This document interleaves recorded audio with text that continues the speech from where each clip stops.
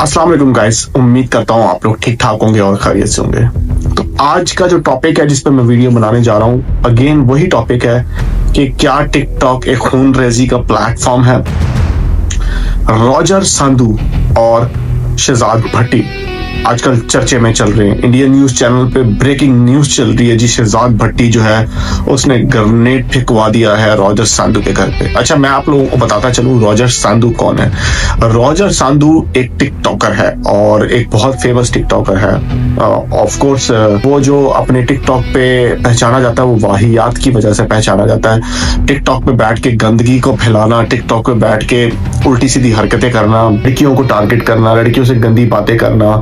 Secondly, आज से 1.5 से 2 साल पहले की बात है कि रॉजर संधू ने इस्लाम के बारे में कोई टिप्पणी की थी, इस्लाम के बारे में कोई उल्टा सीधा बोला था, हमारे मजहब के बारे में कोई उल्टा सीधा बोला था। उस पे शहजाद भट्टी ने इसको जो है वो टारगेट किया था कि मुझे एक बार तेरे घर का एड्रेस पता चल जाए इंडिया के अंदर, क्योंकि वो रहता रॉजर संधू इंग्लैंड में था, लेकिन उसका घर तो ऑब्वियसली इंडिया में होता है। जैसे हम लोग बाहर रहते हैं लेकिन हमारे घर जो है वो तो पाकिस्तान और इंडिया में होते हैं ना। तो 2 दिन पहले उसके घर के बाहर से जी ग्रेनेड मिलता है और शहजाद भट्टी इस चीज का एतराफ करता है कि ये ग्रेनेड मैंने ही अपने बंदों के थ्रू वहां रखवाया था और ये आज तो बच गया है लेकिन नेक्स्ट टाइम ये नहीं बचेगा। अब यहाँ पे 2 चीजें आती हैं। पहली चीज ये कि अगर शहजाद भट्टी ने उसके घर ग्रेनेड रखवाया है तो ऑब्वियसली इंडिया के भी कुछ लोग इन्वॉल्व होंगे।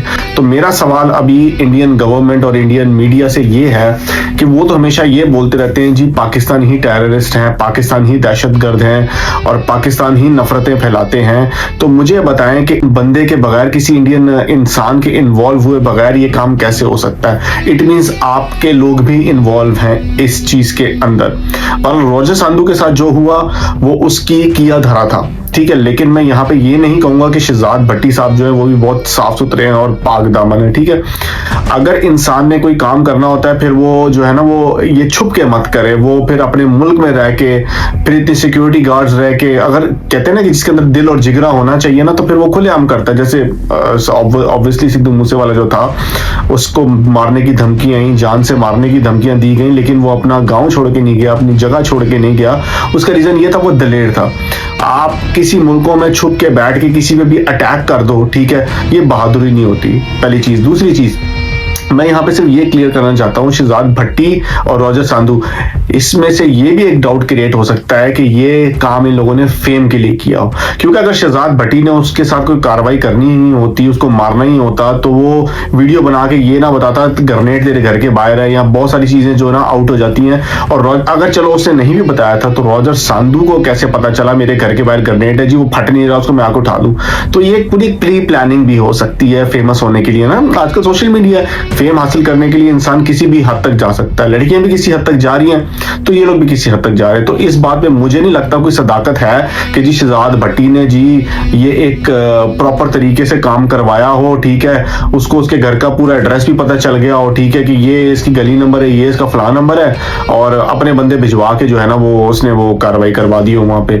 तो इसमें डेफिनेटली सी बात है कि रॉजर संधू और शहजाद भट्टी आपस में मिले हुए भी हो सकते हैं, कुछ भी पॉसिबल है। लेकिन बात सारी ये है कि मेरा सवाल सिर्फ इंडियन मीडिया और इंडियन गवर्नमेंट से ये है, क्या आप लोग बोलते हैं जी सारे टेररिस्ट इधर ही हैं, इसका मतलब आप लोगों के भी बंदे इन्वॉल्व हैं। अगर इस कार्रवाई में 1% भी हकीकत है तो इट मींस जितने यहाँ के बुरे हैं उतने वहां के भी बुरे हैं। तो आपको अपने लोगों को भी पकड़ना है, ठीक है, कि वो ऐसी हरकतें क्यों करते हैं और ऐसी कार्रवाइयां क्यों करते हैं, ठीक है।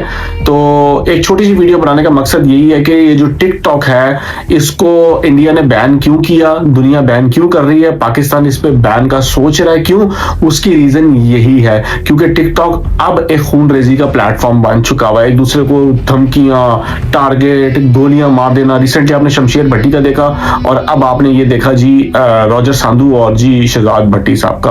पर शहजाद भट्टी साहब के बारे में मैं इतना तो नहीं जानता, बहरहाल मैंने ये सुना कि वो फखर खोकर के थ्रू फेमस हुए हैं, आगे सोशल मीडिया पे आए हैं और आजकल बड़े बदमाश बने फिर रहे हैं। अब हमें नहीं पता इसमें कितनी हकीकत है कितनी हकीकत नहीं है, ठीक है, लेकिन जो दलेरी बदमाशी होती है ना, वो इस तरह नहीं होती कि आप किसी दूसरे मुल्क में बैठ के छुप के हिडन होके आप किसी को कार्रवाइयां कर दें। दलेरी तो ये होती है कि आपने किया और आप वहीं पे खड़े रहें, तो फिर वो दलेरी होती है। तो बहरहाल ये तो एक फेम हासिल करने के लिए एक प्रोपेगेंडा होता है, सारी चीजें होती हैं। बहरहाल इस मामले में कितनी हकीकत है कितनी हकीकत नहीं, और ये तो आने वाला वक्त ही बताएगा, क्योंकि हकीकत कभी किसी से छुपती नहीं है।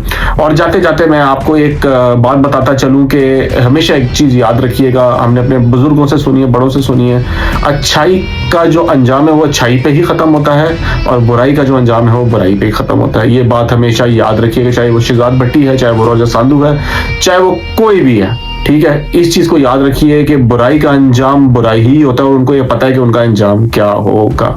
तब तक के लिए सलाम अलैकुम।